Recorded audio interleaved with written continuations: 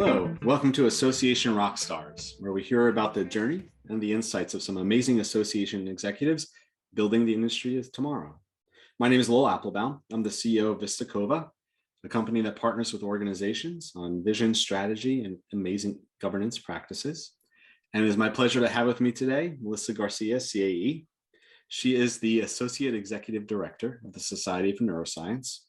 Having spent her career at SFN in 7 different roles, Melissa has worked across several functions, including meeting programming and education, process improvement, project management, association governance, scientific publications, science policy and advocacy, marketing and communications, and information technology, with a focus on business development, innovation, and program expansion.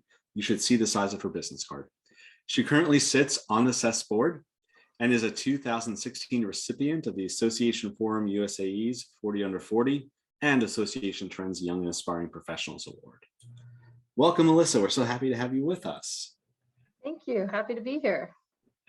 So with each person that we speak to, of course, by the time we're talking to you, it's because within your career, within your efforts, you've demonstrated success, you've demonstrated excellence. And we know that every person has skill sets and qualities of excellence that allows them to have had that success. And so we love to start with the question, what's one of your superpowers? What's one of the places where you shine that has let you succeed? I like to say GSD is my superpower. Get stuff done. I'll say stuff for this audience today. But I think behind that is versatility. And that's kind of the skill or the ability, being who and what your organization needs in any given moment. Sometimes that's being a problem solver. Sometimes that's being a listener or just demonstrating diplomacy. You can't be a GSDer that is always the hammer to the nail. Yeah. Yeah. Do you find that skill set of versatility, right? Which I imagine, let's ask this first, does that incorporate a certain amount of curiosity into it as well? Yes, I actually like that you asked for one, but I think part of it is being curious. I've always made it a point to understand what's going on in other parts of the organization, how things come together, what's behind things, because I feel like, from a systems perspective, you have to understand the foundations of something to get at any root problem. And so I think with it comes curiosity and striving to understand how things connect. As you think about your earlier days of your career, although you've been with SFN for a good amount of time, is that curiosity, and especially the versatility, right? Is that something that you think was always in you? Is that something that's developed over time? Yeah, I think I've always been a little bit of the, curious person. I actually had a long time ago the nickname Curious Little G from my softball team. But anyway, we won't go into that story. Well, we always look for what to put on superheroes' capes, and I now know what to put on yours. There you go. But yes, I've always had, I like how things work, and I like to understand the inner workings and what's behind things, like I said, and just I think in order to solve problems well and not just sort of like in the moment, like the specific thing that's broken, it's the root cause, and you have to have some level of curiosity to want to understand how things connect.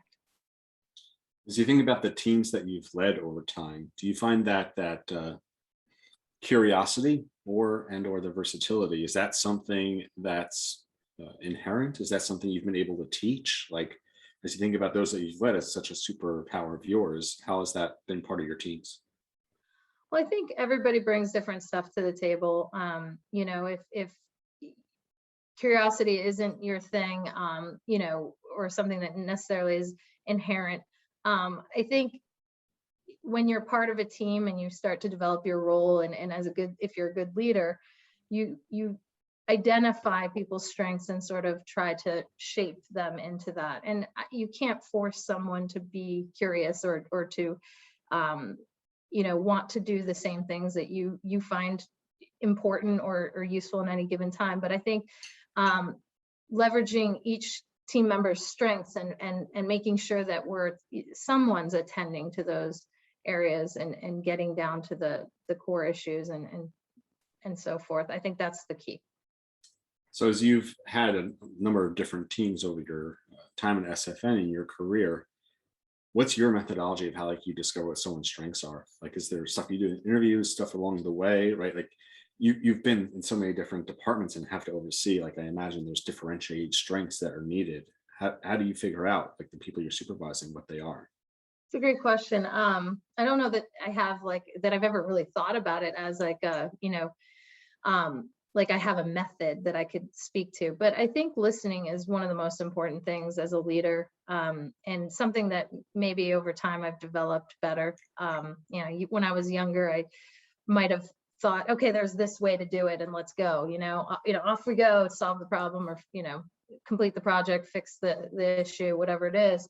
But over time, and I think actually when I first became a manager, I took a course that was really useful, where it was about situational leadership and the notion that, everybody is fundamentally different and you can't expect or want, or wouldn't be useful or prudent to expect everyone to be like you, and that you have to adjust your style as a manager to the people that you're working with. And so I think that was a moment for me where it was like I was like, my way is a great way to get all these things done, but I had to understand at that point. And I think even if you know these things, that course and seeing it play out and kind of understanding how different personality types and different if it's strengths finders or whatever somebody's general makeup or approach to things, you have to, as a manager and leader, adjust and sort of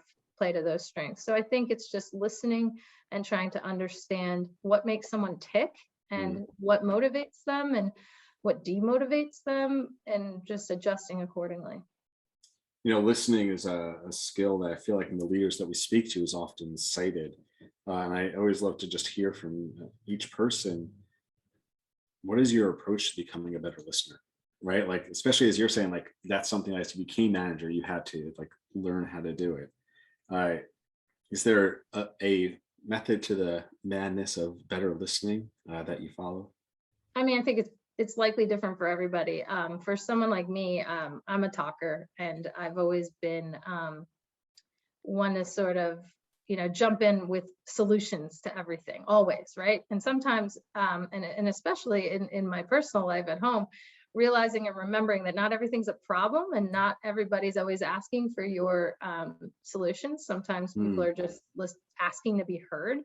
I've had to learn that over the years. And I think, it's just reminding myself that I should ask, or be more attentive to, why are we here? Is this person venting? Is this person wanting to talk it through themselves? And I need to shut up and listen and nod, or, have like nonverbal cues, or are they looking, for a solution or input or whatever? And so I think just I have to hold back, maybe drink some water, have a sip of coffee, and just, remind myself that it's not always something that someone's looking to solve, and I just need to listen. Love that from your systems mindset, like your methodology of like inquiry to establish purpose is still within there as well. I love that. It's always there. Yes. So clearly, I mean, this moment in time, whatever the next chapter of society at large, but the association industry in general is where emerging from whatever chapter 1 of COVID is and whatever comes next in terms of other racial equity, political unrest, all the things. I'm just wondering what you have seen either in the broader association field or within your team in terms of what differentiated skill sets or leadership qualities are needed in these sort of turbulent and changing times that perhaps weren't as important before. That's a great question. I think what I've observed over this, we've all been in it together for 18 months or so now of just insane uncertainty. And the only thing that's certain is that it's a roller coaster of uncertainty. The moment something gets better, something else gets worse.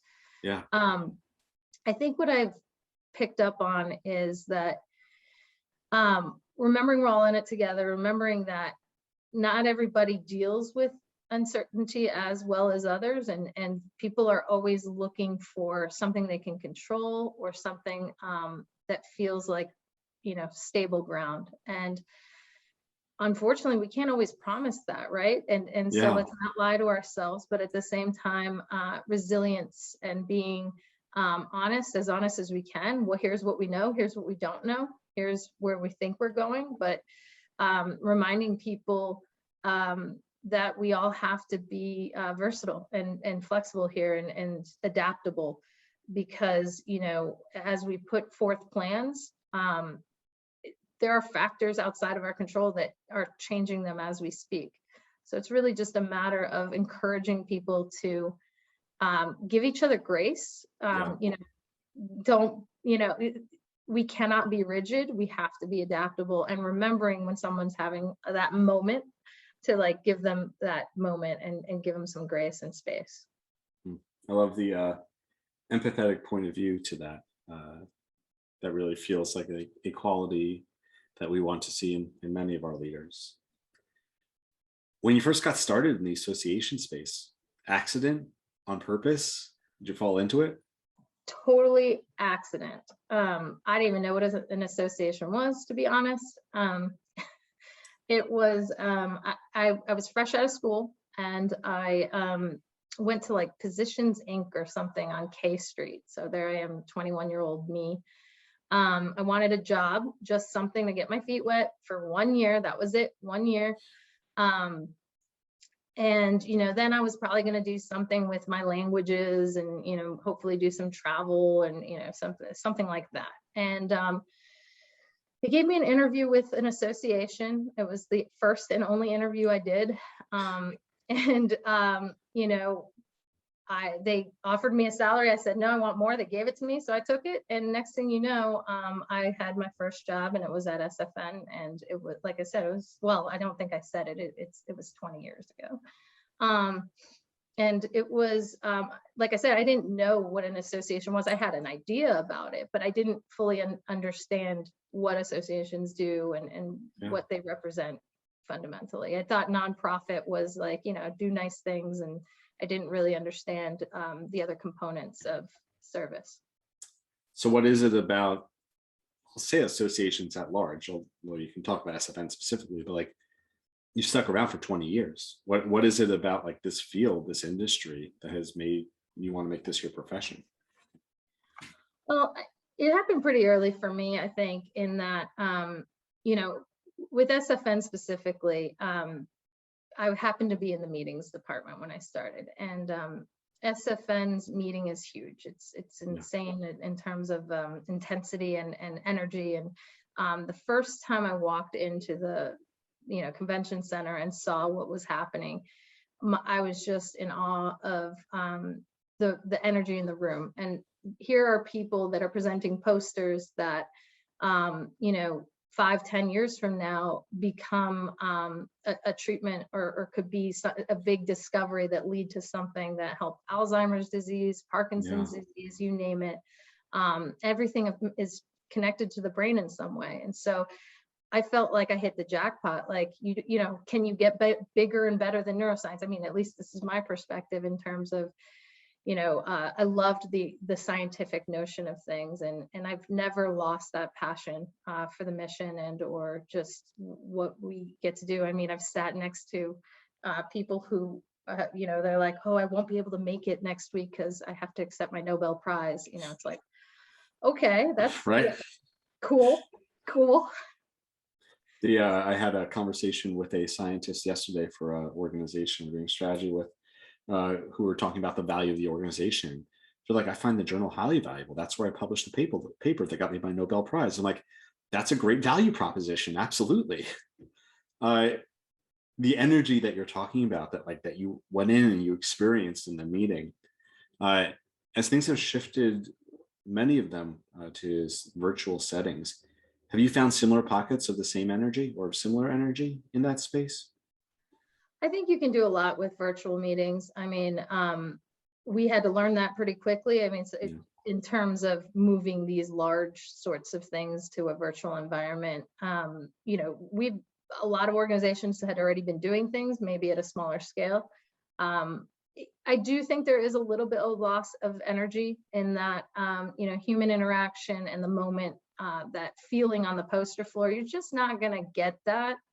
Hate to say it, on you know, as you're clicking away through booths and spaces on a screen, as interactive as it is and as cool as you make those avatars. You know, it's the human interaction and the ability to choose a different adventure in a moment and have different people connecting. I think meetings should be here to stay, and if we can find a safe way to conduct them. And I'm hopeful, and I think the industry is hopeful to do that. Well, I love the idea if we can actually take a lesson from the virtual space and make our meetings a choose your own adventure in the moment. That sounds like a fun meeting that would be good to go to. You know, technology, anything's possible. Time's starting to run out a bit, but I'm curious, as you know, clearly your journey at SFN over 20 years, over 7 positions, has been one of growth and discovery of new areas and discovery of responsibility. Where do you go to continue to grow, like continue to learn? Like what is your milieu? Like what's your place that you go to learn from? So, you know, I've read some. I try to read as much as I can. In terms of, you know, things that are coming out here and there, and mostly, I don't find that I have as much time anymore as I did to do some of that. But I love getting my little snippets of, you know, HBR in the morning. You know, I try to stay current on different types of, you know, management trends. Like, so, you know, I get the stuff from McKinsey that I look at as well. You know, I love my Associations Now daily email. And you know, it's mostly just trying to stay connected and to what's happening in the space, in the different spaces, and not limiting myself only to associations, because I want to also understand just sort of what's happening in tech and in other places. I also, you know, as much as I can, if I can get to some sort of college level course, I'll try and do that, or a certificate program and so forth.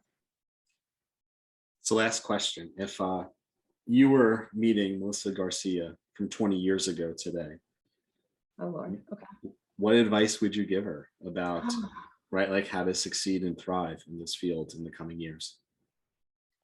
Well, I'd suggest that it slow down and have some perspective. I think I might have been thought of myself as having the answers or knowing the best ways all the times, or, you know, kind of making a lot of assumptions about people and their decisions in a moment. And I think, you know, you get lost in sometimes in your own kind of tunnel and don't understand the larger perspective and bigger picture that's happening, and the sets of connected decisions, and why something doesn't always seem, you know, obvious. You know, it's like the answer's obvious, except, and you're doing it wrong.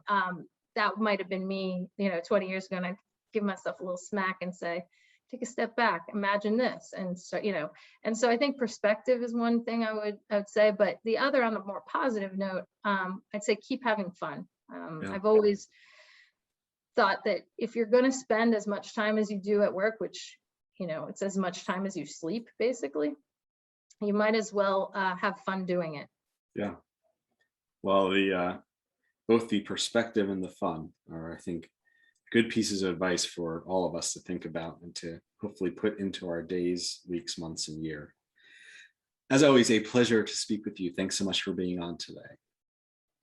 The pleasure is also mine. Thank you, Lowell.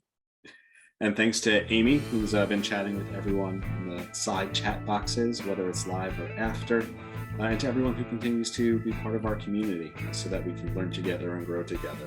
If you know of another rock star that should be on, please do send the name in. We'd love to hear from them and to learn with them as well. And until next time, Association Rock On.